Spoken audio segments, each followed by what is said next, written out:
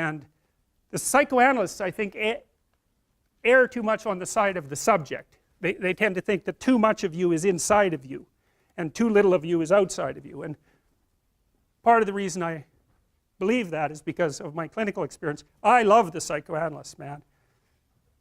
They're brilliant, they're deep.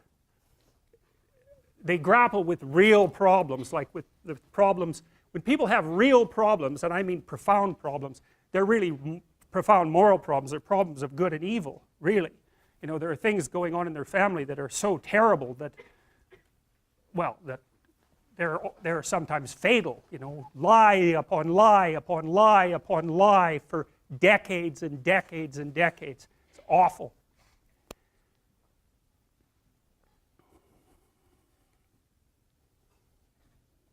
And that's not exactly inside them. It's out there in the world. And lots of the people that I see, very famous critic of psychology, I can't remember his name, but I probably will, criticized the practice of psychology quite effectively in the, I believe in the early 60s. The Myth of Mental Illness by Thomas Szasz, S-Z-A-S-Z. It's a classic. You should read it. If you're interested in psychology, read it. Like, it's a classic. And he basically said, most people have problems in living, they don't have psychological problems. And so I've experienced, despite my love for the psychoanalysts, very frequently what I'm doing as a therapist is helping people have a life that would work. You know, and you can parameterize that. It's like, what do you need? How about some friends? That people kind of like that. How about an intimate relationship with someone that you can trust, that maybe has a future? That'd be good. How about a career that puts you in a dominance hierarchy somewhere, so at least you've got some possibility of rising, some possibility of stabilizing yourself, and a schedule and a routine, because no one can live without a routine.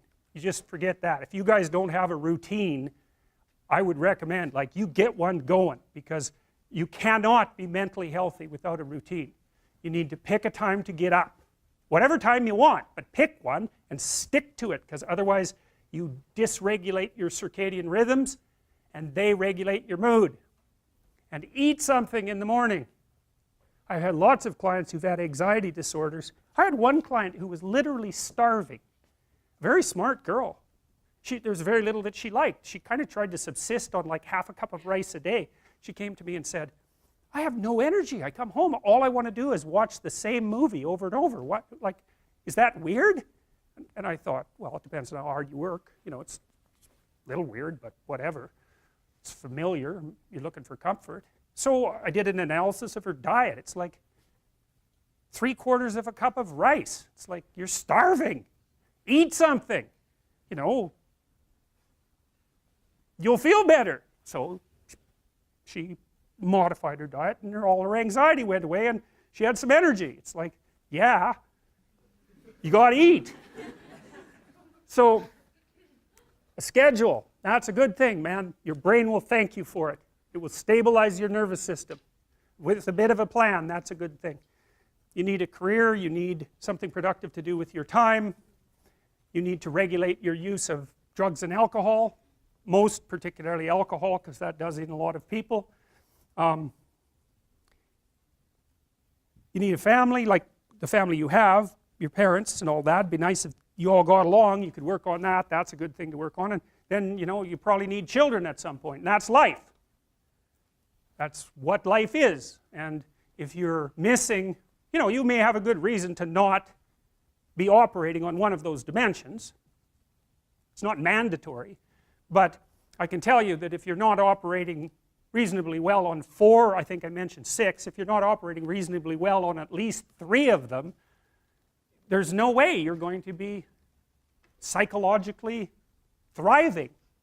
And that's more pragmatic in some sense than psychological, right? Human beings have a nature. There's things we need. And if we have them, well, that's good. And if we don't have them, well, then we feel the lack. And so behaviorists, behavioral psychologists concentrate a lot more on that sort of thing. You know, it's practical. It's like strategizing, Make a career plan. Figure out how to negotiate, because that's bloody important. Figure out how to say what you need. Figure out how to tell the truth to people. Figure out how to listen to your partner in particular, because if you listen to them, they will actually tell you what they want, and sometimes you can give it to them and maybe they'll return the favor, and if you practice that for like 15 years, well, then maybe you're constantly giving each other what you want. Well, hooray, that would be good. And then there's two of you under both circumstances, and it's better to have two brains than one, because people think differently because of their temperament mostly.